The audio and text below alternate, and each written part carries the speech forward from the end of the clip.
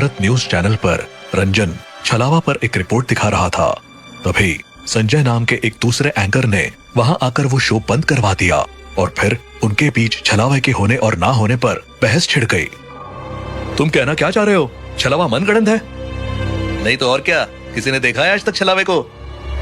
देखा है, मेरे गांव वालों ने देखा है। तुम्हारे गांव वाले तो जाहिल है। तूने लिमिट क्रॉस कर दी है संजय, अब मैं तुम्हें नहीं छोड़ूंगा। रंजन संजय को मारने आगे बढ़ा, पर तभी वहां चैनल का मालिक आ गया। ये क्या बच्चों की तरह लड़ रहे हो? सिर्फ कहने भर से कुछ नहीं होता, अपनी बात साबित करो तो जानू।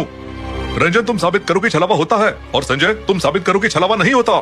जो जीता उसे प्राइम टाइम का स्लॉट दिया जाएगा। फिर तो मेरा प्राइम टाइम कंफर्म। ज्यादा उड़ मत, चल मेरे गांव, चल तुझे दिखाता हूँ छलावा। हाँ चल रहा हूँ, तेरा उतरा हुआ मुंह देखने में मजा आएगा। रंजन और संजय अपनी अपनी टीम के साथ रंजन के गांव की ओर रवाना हुए।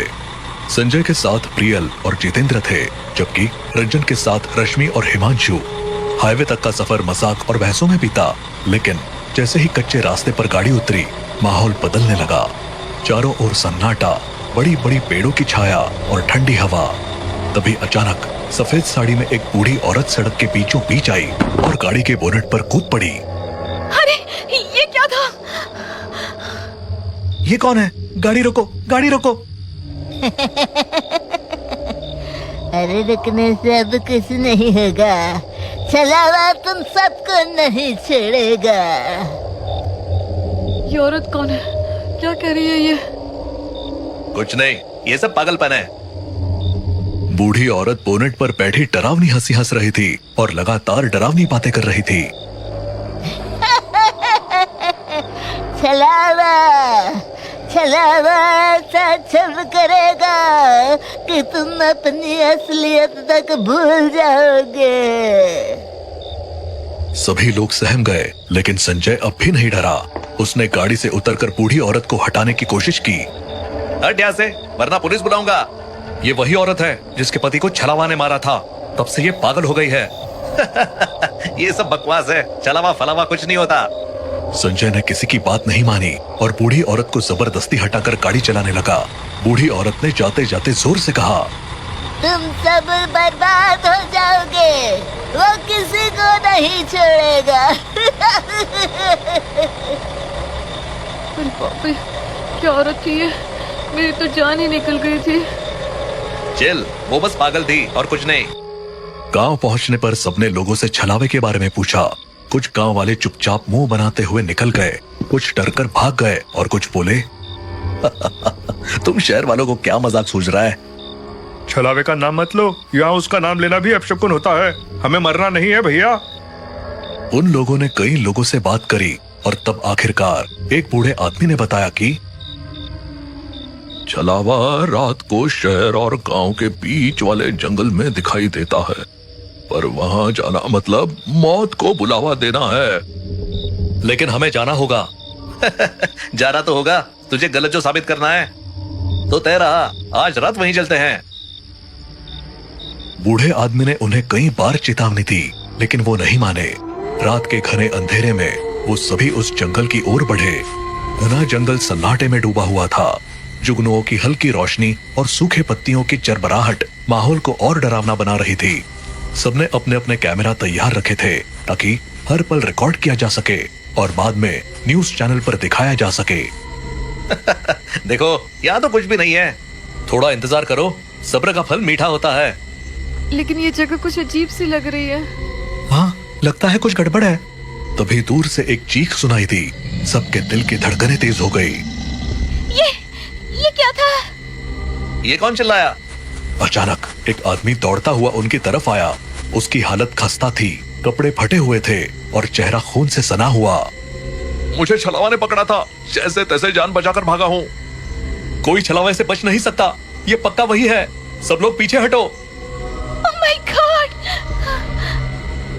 तभी वो आदमी जोर से हंसने लगा। मैं ही छलावा हूँ और अब तुम्हारी मौत का समय आ गया है। देखा, ये है असली छलावा, भागो यहाँ से। संजय ने अपनी पैंट से पिस्तौल निकाली और उस आदमी पर तान दी। अगर तू छलावा है तो गोली से मरेगा नहीं, देखता हूँ। जैसे ही संजय ने ट्रिगर दबाने की कोशिश की, वो आदमी चीख पड़ा। अरे रुको, मैं छलावा नहीं हूँ। मुझे रंजन भैया ने कहा था ऐसा करने को। मेरा नाम मंगल है, मैं तो मामूली किसान हूँ। मंगल इतना कहकर भाग गया। ये देखकर संजय गुस्से से लाल हो गया। ये सब क्या है रंजन? तुम धोखा कर रहे हो। मैं अभी बॉस को फोन करता हूँ। मुझसे गलती हो गई, प्लीज बॉस को फोन मत करो। नहीं नहीं, बॉस को तो फोन करना ही पड़ेगा। संजय एक तरफ जाकर फोन करने लगा। कुछ देर बाद वो वापस आया। बॉस ने कहा है कि अगर ऐसा दोबारा हुआ तो प्राइम टाइम मुझे मिल जाएगा। अब चलो असली छलावा ढूंढते हैं। सभी लोग छलावे की तलाश में आगे बढ़े। खोजते खोजते वो अनजाने में अलग अलग हो गए। रश्मि एक झाड़ी के पास खड़ी थी और अपने कैमरा में देखकर बाल ठीक कर रही थी कि तभी उसे पीछे से किसी के आने की आहट सुनाई दी। उसने पलट कर देखा तो सामने एक अजीब सा आदमी खड़ा था, जिसके चेहरे पर बाल पड़े थे और उसकी आंखें लाल थी। कौन हो तुम? दूर रहो। रश्मि ने भागने की कोशिश की, लेकिन उस आदमी ने उसे पकड़ लिया। उसने अपने लंबे नाखून रश्मि के गले के आर पार कर दिए। रश्मि की चीख सुनकर बाकी सब वहां पहुंचे। रश्मि, ये क्या हुआ? देखा, छलावा ने रश्मि को मार दिया। रश्मि की लाश देखकर सब सन्न रह गए। ये छलावे का काम नहीं है, ये किसी जानवर का हमला है। गले पर निशान देखो। लेकिन रश्मि का कैमरा कहाँ है? अरे हाँ, उसका कैमरा तो गायब है। घने जंगल के बीच चारों तरफ डर और सन्नाटा पसरा हुआ था। रश्मि की मौत के बाद सबके दिमाग में केवल एक ही सवाल था कि क्या वो रश्मि की लाश लेकर लौट जाएं या छलावा को ढूंढे। रश्मि चली गई, अब कुछ नहीं हो सकता। पहले छलावा को ढूंढो। हाँ, यही सही है। ठीक है, पर मुझे तो लग रहा है कि आज हम सब मरने वाले हैं।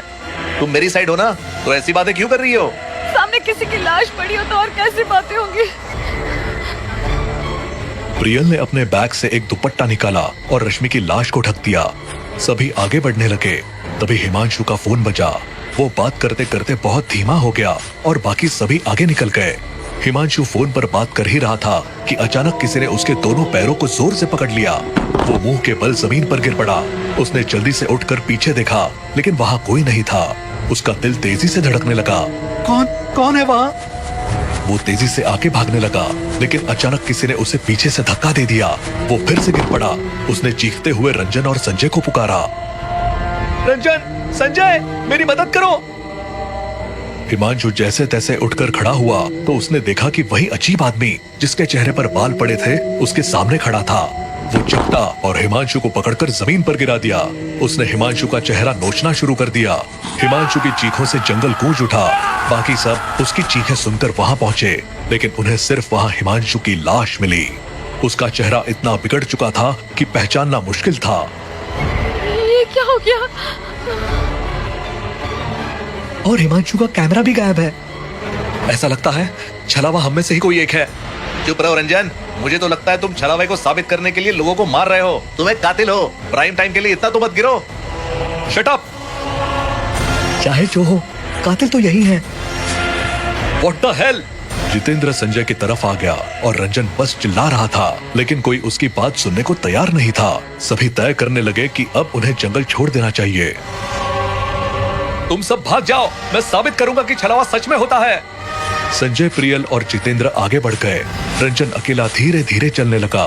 थोड़ी देर बाद रंजन को संजय की लाश दिखाई दी। वो ये देखकर हैरान रह गया। ये कैसे हुआ और कब हुआ और वो दोनों कहाँ हैं? एक मिनट, क्या इसका मतलब संजय भी छलावा है? तभी उसे जोर की चीखें सुनाई दी। वो दौड़कर उस जगह पहुंचा जहाँ प्रियल और जितेंद्र की लाशें पड़ी थी और पास में संजय खड़ा हंस रहा था।